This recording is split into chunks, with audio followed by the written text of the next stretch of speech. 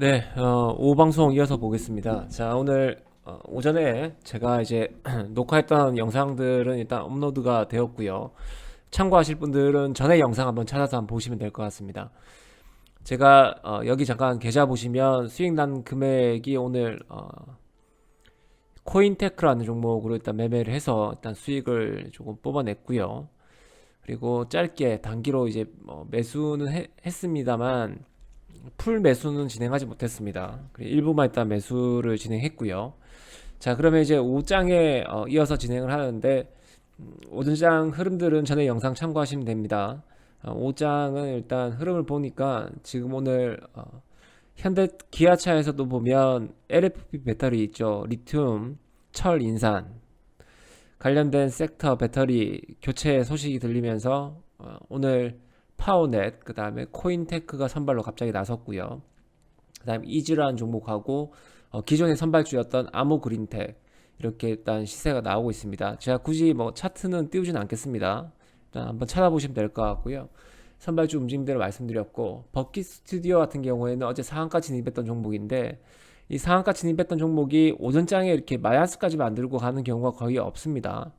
거의 없는데 거의 마이너스 크게는 안 밀렸습니다. 이게 만약에 뭐 마이너스 한 4, 5%까지 밀렸으면 지금 이렇게 높은 구간을 만들기 힘들었겠죠.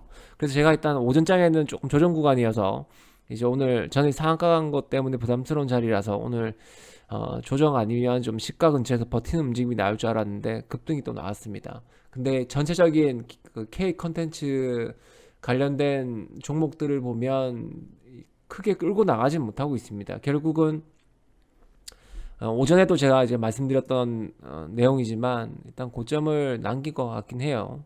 뭐 재료가 아마 기사가 뉴스가 나오면서 오늘 조금 쉬어가야 될 자리임에도 불구하고 추가적인 상승이 나왔으니까 오늘 고점을 이미 찍은 것 같고, 가지고 계신 분들은 매도로 일부 하시고 나머지 잔량은 좀 가볍게 가져가시면 좋을 것 같습니다. 일단 5장에 보면 제가 말씀드렸던 이번 주에 집중한다는 종목이 일단 그 리비안 관련된 섹터라 말씀드렸고요. 리비안 섹터 종목들을 좀 집중해서 공략하고 있다. 내일 또는 다음 주 초반까지 일단 흐름 한번 살펴볼 거고, 시장에서 단연 지금 으뜸으로 나오는 게 무증하는 종목들이 좀 급등이 나왔고요. 무상증자, 그 다음에 리튬, 철, 인산, LFP 테마가 지금 오늘 코인테크를 선발로 파워넷, 그 다음에 아모그린텍. 아모그린텍은 제가 오전에 설명드렸던 것처럼 단기가열 발동이 예고되었기 때문에 오늘 상승하면 내일 단기가열입니다. 단기가열이 지정되면 단일가 매매, 30분 단위로 단일가 매매가 지정되기 때문에 좀 부담스럽죠. 그죠? 그렇다고 해서 단일가 매매에서 급등이 안 나오는 경우도, 급등이 나오는 경우도 물론 있지만, 그래도 거의 대부분의 종목들이 보면 상승을 크게 끌어내지 못하고 상승보다는 조정받을 가능성이 크기 때문에 오늘 뭐 단기 가열이 발동되는 위치인 걸 알고도 들어가기에는 상당히 부담스럽다. 그래서 일단 종목은 제외를 시켰고, 혹시나 종가 근처에서 좀 밀어주는 움직임이 나오면 보합 마감하면 한번 보자 말씀드렸습니다. 이 보합 마감, 그러니까 단기 가열 발동이 예고되고 나서 다음날 보합 마감하는 종목들이 그 다음 날이죠. 그죠? 예고가 뜨고 나서 그 다음날 보합 마감 이후에 다음 날 시세는 보면 시간 내에서 물량을 좀 땡기면서 급등 나오는 케이스가 많다 말씀을 드렸습니다. 그래서 오늘 보합 마감하면 봅시다. 아모그린텍 일단 관심 종목에 등록시켜 놓겠습니다.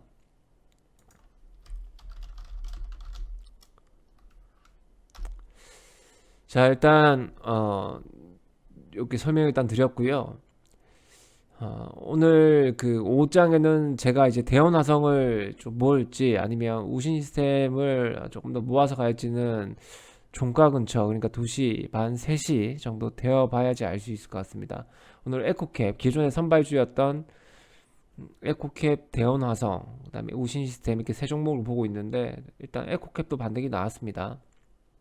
근데 에코캡은 대원 화성이 반등이 나오면서 고점을 찍을 때 같이 고점을 찍은 게 아니라 따로 움직임이 좀 나오고 있습니다. 그래서 대원 아니면 우신인데 지금 흐름을 계속 면밀하게 살펴보고 있고, 대원 화성 같은 경우에는 프로그램이 오늘 좀 들어오고 있고요. 그다음 우신 같은 경우에는 프로그램이 좀 매도로 일관하는 모습이긴 한데,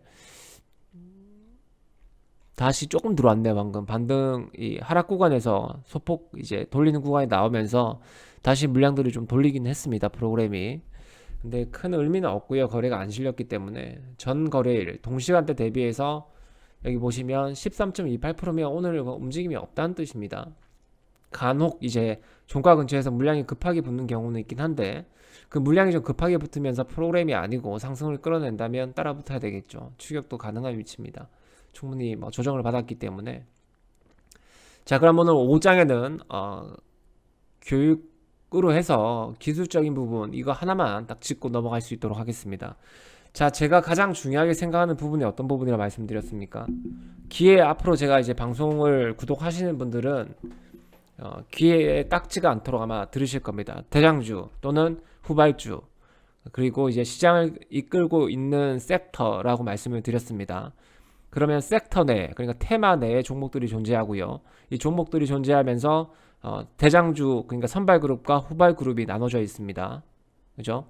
그러면 기존의 대장주였던 종목들이 투자 경고 또는 뭐 투자 주의 예고 경고 그 다음에 투자 위험 지정까지 그렇게 훈장을 달게 되면 부담스러운 구간이 가지 못하는 주가가 탄력을 받다가 탄력이 둔화되면서 조정을 좀 깊게 받고 시장 분위기가 좀 그러니까 투자 심리가 좀 얼어붙는 그런 모습들이 많이 나타나죠. 그럴 때는 이제 이등주가 선발 위치에 올라섰다가 또 이등주가 또 쉴 때는 또 밑에 있던 실질적인 이제 옥석 가리기가 진행되고 실제 수혜가 예상되는 종목들 위주로 탄력이 나오는 경우가 많다.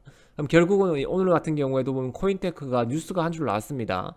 코인테크의 자회사 50% 출자한 자회사에서 기아차에 납품을 하고 있는데 그 LFP 배터리를 독점 공급하고 있다 이런 뉴스 때문에 오늘 급등이 나왔던 거죠.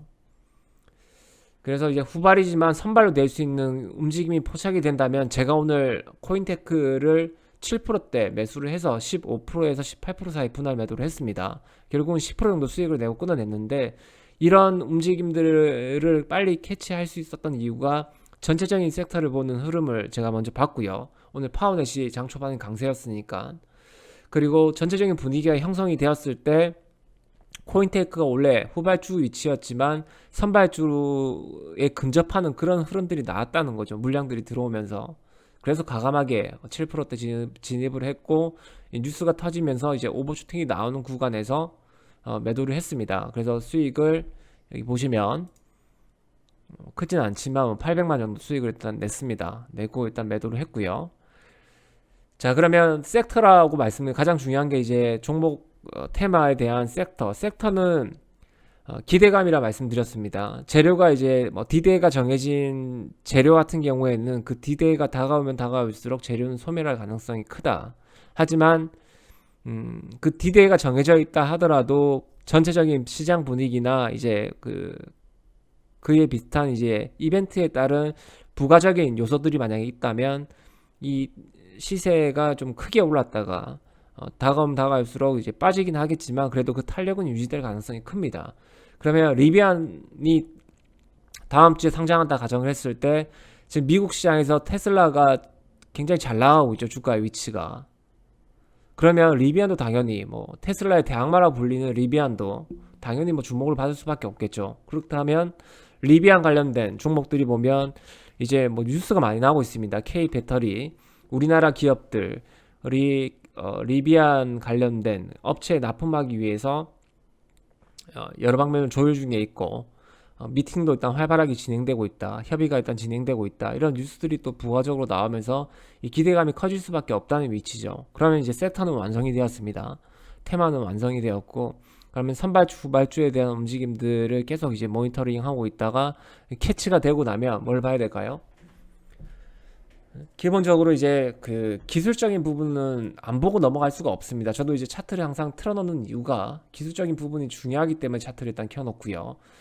여기 잠깐 보시면 화면 잠깐 보시면 저는 이제 그 3분봉을 안 보고 5분봉을 봅니다. 3분봉은 좀 짧게 너무 이제 보는 거라서 저는 뭐 스캘핑 하시는 분들은 틱 차트도 보고 1분봉 보고 매매를 하지만 저는 이제 조금 여유 있게 보기 위해서 5분봉으로 매매를 하고 있고, 이제까지 시장에서 참여를 하면서 5분봉만 보고 매매를 해왔기 때문에 이게 너무 이제 눈에 익고 몸에 배인 습관이기 때문에 항상 이제 5분봉만 매매를 합니다. 그럼 여기서 중요한 게, 저는 보조지표나 이런 것들을 보지 않습니다. 볼린저 밴드는 그냥 제가 일단은 해놨고요.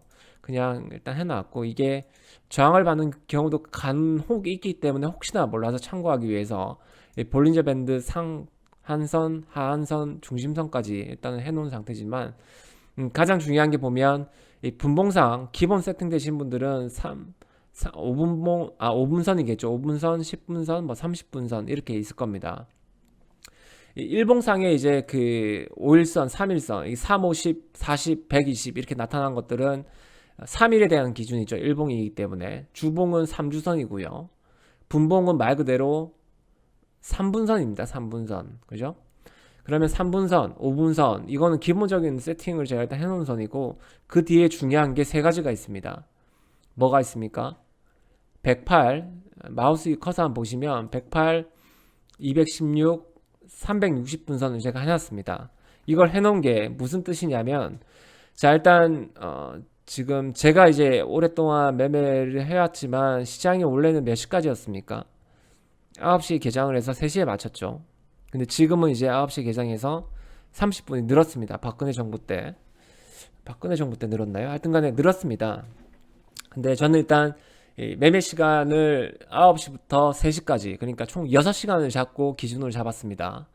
그러면 6시간을 잡았을 때 5분 봉상 따졌을 때 총 몇 분입니까? 그러면 1시간 60분이니까 360분이 되겠죠.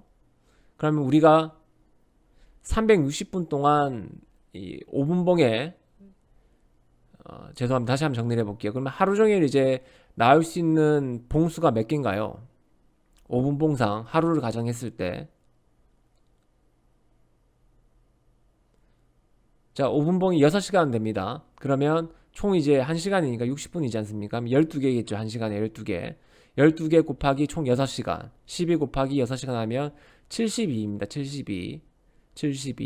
그죠? 자, 72에서 3을 곱하면 얼마입니까?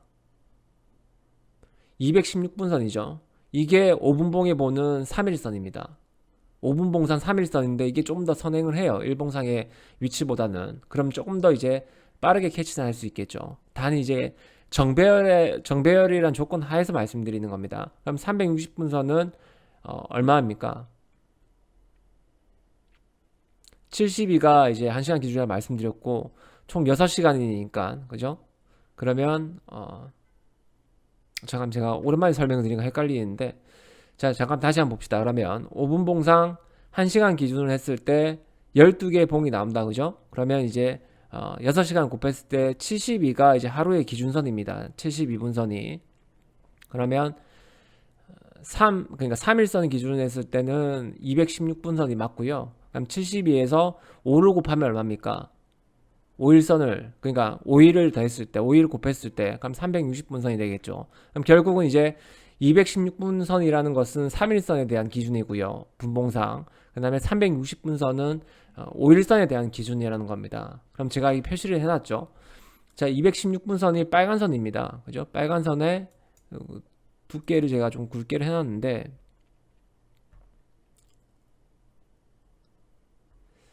보고 넘어가겠습니다. 자, 제가 원래 72분선도 봤는데 이건 설정이 안 되어 있네요. 잠시만 다시 하겠습니다.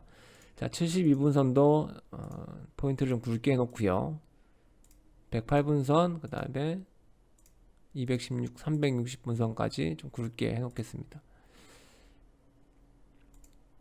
자, 72분선은 사실상 참고용이고 이걸 뭐 정확하게 보지는 않습니다만, 자, 108분선, 그 다음에 216분선 보이시죠? 빨간 선. 그 다음에 360분선 핑크색 선. 이렇게 해서 기준선이 되는 거죠. 자, 그러면 이제 제가 생각하는 기준에 대한 정배열은 360분선은 5일선이기 때문에 지금 분봉상 보는 360분선은 5일선이라고 말씀드렸습니다. 그럼 맨 밑에 깔려 있어야 되겠죠. 정배열 되려면. 그 다음에 순서가 뭡니까? 3일선, 그 다음에 1.5일선이겠죠. 그죠? 108분선은 제가 말씀드렸던 1.5일선이라고 생각하시면 돼요. 1일선과 72분선이 1선이고 108분선이 1.51선, 그 다음에 216분선이 3일선, 360분선이 5일선입니다. 그러면 다 정배열로 되어 있으려면, 그죠? 70이 깔려 있고, 360 깔려 있고, 그 다음에 216 깔려 있고, 108 깔려 있고, 70이 깔려 있고, 위에 단기 3분, 5분선 이렇게 깔려 있는 게 맞겠죠. 자, 그러면 72분선은 생각하지 마시고 세 가지만 보면 될 것 같습니다. 360, 216, 108분선. 그러면 여기 핑크색 보이시죠? 360분선, 216분선, 그 다음에 지금 무슨 색깔입니까? 이게 겨자색입니까? 겨자색은 108분선. 순서대로 깔려 있으면 정배열이 되어 있다는 거죠. 단기 이평선이 정배열이 되어 있어야 됩니다. 정배열이 아니다 하더라도 108분, 216분선은 여기 보이시는 108분, 216분선은 데드크로스 나이도 괜찮지만 이 360분선은 무조건 깔려 있어야 돼요. 맨 밑에 깔려 있고, 가급적이면 이 주가의 위치가 360분선 위에 있는 게 좋습니다. 분봉상 이제 360분선이 5일 기준이라 5일선이라 말씀드렸는데, 이 5일선이 보면 가격 차이는 조금 있을 수 있습니다. 여기 보시면 5,690원인데 일봉상의 5일선을 봤을 때는 5,680원이라 돼 있죠. 가격 차이는 괴리는 좀 발생합니다만 그렇게 크진 않아요.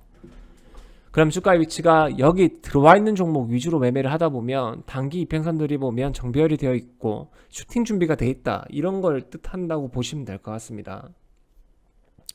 자, 그러면 역배열된 종목도 한번 봐야 되겠죠. 최근에 이제 하락을 많이 했던 종목들이 역배열되어 있고, CIS도 보면 자리 잡아 있다, 제가 계속 노려보고 있다 말씀드렸고요. 11월 5일 이후에 전환사채 한번 보자 말씀드렸습니다. 자, 그러면 최근에 내린 종목이 어떤 게 있을까요? 저는 이제 정배열되어 있는 종목들만 위주로 보니까 삼진에랜드가 한번 볼게요.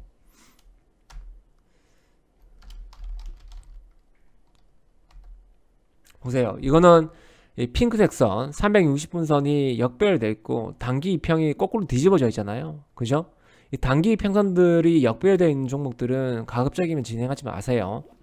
이게 단기 이평선들이 일단 지지가 나오고 있어야지, 흐름이 나와야지 이걸 올라갈 수 있는 전제 조건이 되는 거고요. 갑자기 급등이 나오는 경우는 뭐 뉴스 터지거나 운 좋게 단일 공급 계약이 이루어지거나 할 때만 뜨는 거고, 지금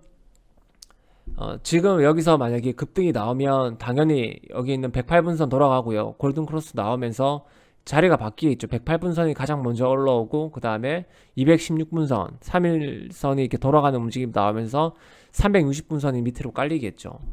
급등이 나오면. 지금 위치가 여기 보이시는 4,430원을 넘어섰을 땐 그렇게 나올 수는 있겠죠, 분명히.